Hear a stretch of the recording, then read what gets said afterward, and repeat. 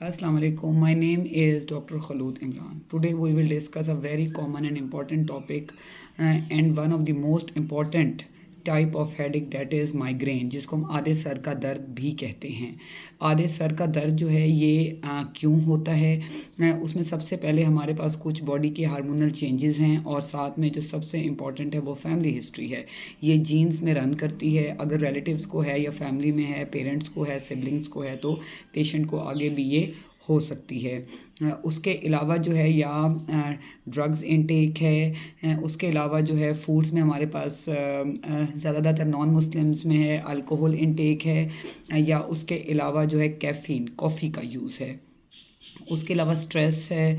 Any type of headache is related to stress.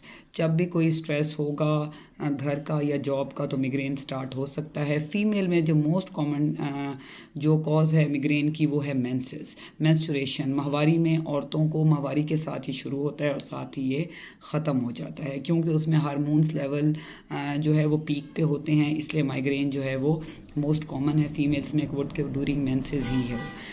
इसलिए जो है मेनार्की से पहले और मेनोपॉज यानी मेंसेस ख़त्म होने के बाद ये कम हो जाता है फीमेल्स में, एंड इसलिए ये इसकी बहुत इम्पॉर्टेंट कॉज है।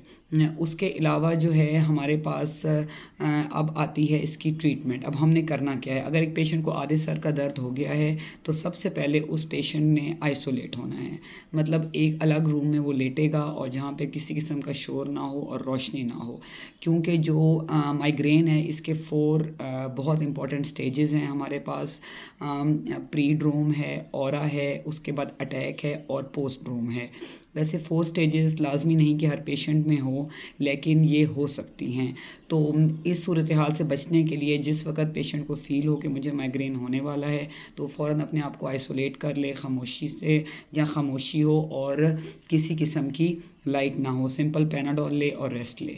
लेकिन अगर इसके बावजूद भी ठीक नहीं होता तो सेल्फ़ मेडिकेशन से प्लीज़ आप लोग जो है वो कोशिश करें, परहेज़ करें। ऑलवेज़ कंसल्ट योर डॉक्टर, जिसको आप हेडेक समझ रहे हैं, माइग्रेन समझ रहे हैं।